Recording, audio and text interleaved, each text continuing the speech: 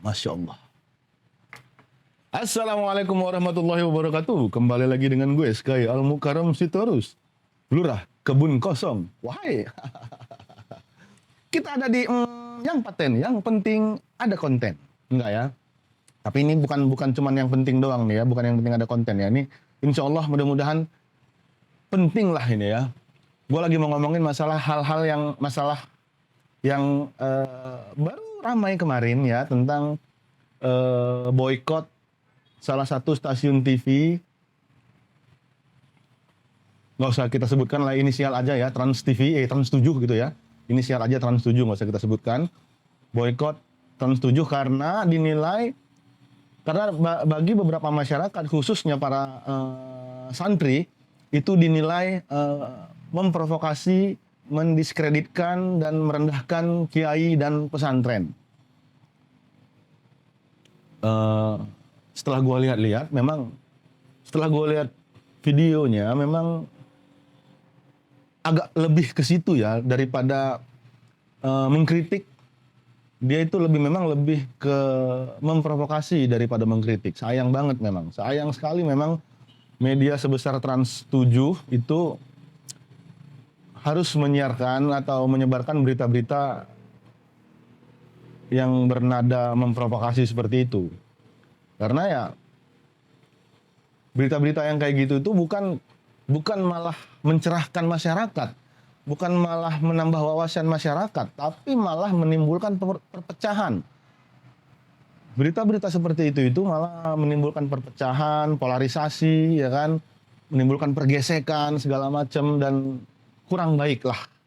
Ya harusnya media-media besar seperti Trans 7 dan media-media lain yang notabene bukan media-media buzzer, harusnya tidak usahlah mencari berita atau menerbitkan berita atau menyiarkan berita yang sensasional demi rating, tidak usah.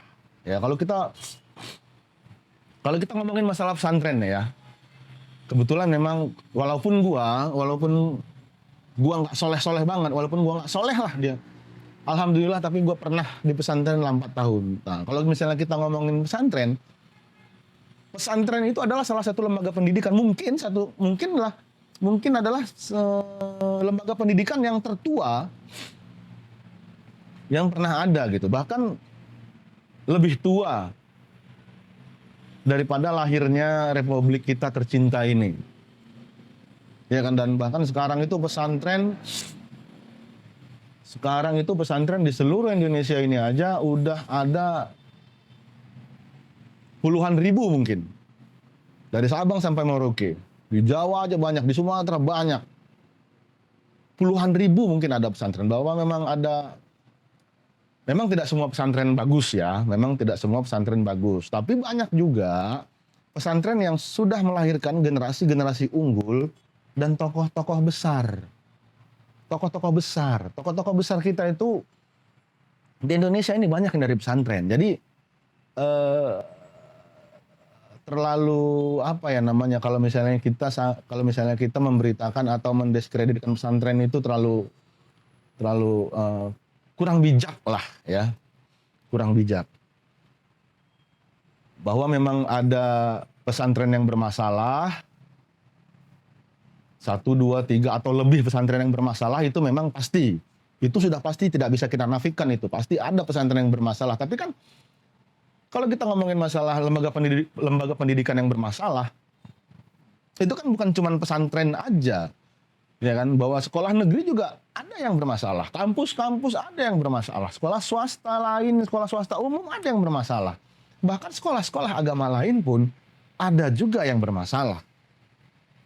Nah tapi masalah-masalah yang dari 1 atau 2 atau 3 atau beberapa pesantren itu tidak bisa kita jadikan acuan atau alasan untuk mengkerdilkan, untuk mendiskreditkan pesantren, untuk mengeneralisasi orang yang pencong haing, lontong pak cong lai, pangtong lapo, ya untuk menganggap bahwa semua pesantren seperti itu. Gara-gara 1, 2, 3 atau beberapa pesantren yang bermasalah, kita langsung mengeneralisasikan bahwa pesantren itu adalah tempat perbudakan, pesantren itu adalah tempat eksploitasi, pesantren itu adalah tempat tempat pelecehan segala macam, ya kan, penyiksaan segala macam, ya nggak bisa kita samaratakan gitu, nggak bisa. Tidak adil lah, ya kan, bahwa memang pesantren harus dikritik, iya memang. Tapi jangan diprovokasi. Sangat perlu, pesantren itu sangat perlu diprovokasi. Semua lembaga pendidikan bukan perlu diprovokasi, tapi perlu dikritik. Ya, semua lembaga pendidikan itu perlu dikritik. Bukan cuma pesantren, semua lembaga pendidikan itu perlu dikritik ya. Karena kritikan itu kan adalah salah satu alat untuk kita memperbaiki diri, introspeksi dan memperbaiki diri gitu ya kan. Nah, tapi kalau diberikan atau disampaikan dengan cara yang baik dan membangun, bukan dengan cara memprovokasi. Bil hikmah wal mau'izatil hasanah lah, dengan hikmah dan nasihat-nasihat yang baik. Kenceng banget Pak Rexling anjing. Dia nggak tahu apa gue lagi ngomongin pesantren. Iya, dengan nasihat-nasihat yang baik, dengan narasi-narasi yang membangun, insya Allah pesantren, semua lembaga pendidikan kalau dikritik dengan baik, pasti mau berbenah diri gitu. Bukan diprovokasi. Kalau misalnya kita menarasikan atau memberikan berita yang memprovokasi atau mengkritik dengan nada provokasi, itu tidak akan membangun mental orang itu gitu. Itu malah mungkin akan menjadi perlawanan. Jadi tidak baik. Ya kan, tidak baik. Nah, jadi kalau misalnya kita pesantren itu juga kan sekarang, pesantren itu kan salah satu lembaga pendidikan yang sistem pendidikannya lengkap. Pelajaran umumnya ada, pelajaran membangun karakternya ada, spiritualitasnya, agama udah pasti ada gitu. Dan pesantren juga pesantren juga itu memutar atau mengangkat perekonomian masyarakat. Percaya nggak? Kalau nggak percaya, coba kalian lihat pesantren-pesantren di sekitar tempat kalian. Pesantren-pesantren besar ataupun kecil, itu meningkatkan perekonomian masyarakat sekitar. Betul sekali. Karena dengan adanya pesantren, ya masyarakat sekitar tuh pasti ada yang buka laundry, buka tempat makan, buka jualan sembako, buka tempat bikin lemari, sunduk gitu kan ya. Referasi atau memperbaiki atau bikin lemari ada. Dan lu bayangin, pesantren itu juga membuka lapangan pekerjaan cukup besar.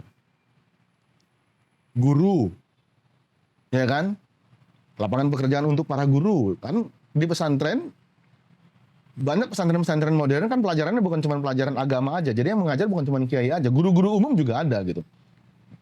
Biologi, kimia, fisika dan lain-lain, matematika segala macam, bahasa Inggris ada ya. Itu membuka lapangan pekerjaan untuk guru, ya kan? Tenaga kebersihan. Terus tukang masak, ya kan, bagian dapur tuh. Umal tuh, pekerja-pekerja yang biasanya suka maintain yang gedung-gedung yang udah perlu diperbaiki gitu, ya kan. Terus tukang-tukang instalasi listrik. Lu bayangin tuh, kalau misalnya sekarang itu di Indonesia ini aja ada berapa puluh ribu pesantren, anggaplah 20.000 lah. Kita anggap 20.000 pesantren lah misalnya. Nah, dari 20.000 pesantren itu, satu pesantren, ya kan, buka lapangan, satu pesantren mempekerjakan 10 guru dan 10 tenaga kerja lain seperti tukang bersih-bersih dan tukang masak, itu berarti ada 20 orang. Itu minimal tuh ya, kita ambil angka kecil deh. Satu pesantren mempekerjakan 20 orang aja, dikali anggap 20.000 pesantren yang ada di seluruh Indonesia, itu sudah ada 400.000 orang yang dipekerjakan di pesantren. Jadi maksudnya nggak semua pesantren itu buruk gitu. Janganlah kita janganlah kita samaratakan ya. Nggak baik. Bahwa memang kejadian-kejadian kemarin ya, kejadian-kejadian yang berita-berita yang muncul yang kurang baik tentang pesantren itu memang itu jadi bahan kritikan lah. Jadi PR bersama gitu untuk kita perhatikan ya. Dan pesantren juga harusnya tidak usah ragu dan tidak ada salahnya untuk membuka diri, muhasabah untuk menerima kritikan-kritikan. Ya kan, mencari di mana kurangnya, mencari apa yang kurang dari sistem pendidikannya, apa yang kurang, melihat apa yang kurang dari semua aspek yang ada di pesantren itu. Memang harus membuka diri agar supaya pesantren itu nanti ke depannya menjadi lebih baik lagi. Pendidikan di pesantren itu jadi lebih baik lagi, banyak menciptakan generasi-generasi yang unggul lagi. Ya kan, bahwa pada akhirnya nanti kesalahan-kesalahan atau keburukan-keburukan yang di pesantren itu jadi lebih sedikit. Ya kan, keteledorannya juga jadi lebih sedikit, lebih teliti lagi. Ya kan, pemerintah juga boleh itu untuk mengawasi misalnya pembangunan pesantren, diawasi kelayakan gedungnya, diawasi kelayakan pembangunannya, jangan dibiarkan begitu aja. Pesantren-pesantren juga memang harus mau bekerja sama dengan pihak-pihak lain untuk membangun gedung misalnya kan, jangan karena dekat, karena bisa dikerjakan sama si ini udah dia aja tanpa memikirkan hal-hal yang penting lainnya, tanpa memikirkan standar dan keselamatan untuk para santri-santrinya. Jangan ya, baiknya diawasilah dengan baik ya. Kita juga sama-sama berdoa semoga lembaga pendidikan kita ini, baik pesantren, sekolah umum, sekolah-sekolah agama lain itu, kita doakan semoga semuanya semakin baik, menciptakan generasi-generasi terbaik, terus menjadi semua guru-guru yang ada di pesantren maupun di sekolah-sekolah lain itu menjadi pendidik-pendidik yang baik, ya, agar nanti 2045 kita bisa menjadi Indonesia emas, tidak lagi Indonesia cemas, gitu ya. Mudah-mudahan apa yang saya sampaikan ini berguna untuk warga Kebon Kosong, ya, berguna lah untuk kita semua, walaupun ya kayaknya berguna deh, ya walaupun gue orangnya kayak gini, kayaknya omongan gue berguna deh tadi, ya, udahlah ya, mudah-mudahan berguna. Ya udahlah, yuk kita perbaiki diri sama-sama lah, semua lembaga pendidikan itu, semua sekolah segala macam, marilah memperbaiki sistem pendidikannya, marilah memperbaiki cara mendidiknya, marilah memperbaiki semua aspek yang ada di dalamnya agar pendidikan kita menjadi lebih sangat menjadi sangat baik. Assalamualaikum, cikiciu.